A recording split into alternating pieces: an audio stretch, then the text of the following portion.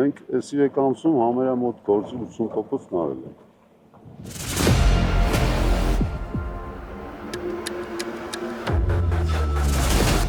Կառավարությունը գյուղացու մասին մտածում է գյուղացու համար ջրամբար կառուցելով, ոչ թե գյուղացու ռոռոկման ջրի խողովակները հանելով եւ պետական պաշտոնյաների համար հեկեր կառուցելով։ Գտնվում ենք Այգեհատ գյուղի վարչական տարածքում, որտեղ ջրային կոմիտեի պատվերով եւ պետական բյուջեի ամբողջական ֆինանսավորմամբ կառուցվում է օրվա կարգավորիչ ջրամբար 50,000 խորանարդ մետր տարողությամբ։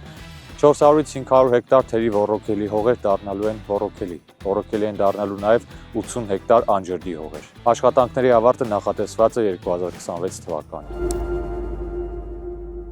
26-ին է, չէ՞ ավարտը նախատեսված։ 26-ի հոկտեմբերին։ Երկու երթափոխով ենք աշխատել հողային անելից։ 24 ժամ աշխատել։ Դրա համար սենց արդյունք եղած։ 3 ամսում 80%-ը դա արդյունք է։ Բավական։ Որակն էլ տեղը պահում է քննածից ամեն ամեն ինչը ստուգում է բետոնից սկսած ամեն ինչը լաբորատորիա ամեն ինչը պահպանում է։ Շատ լավ։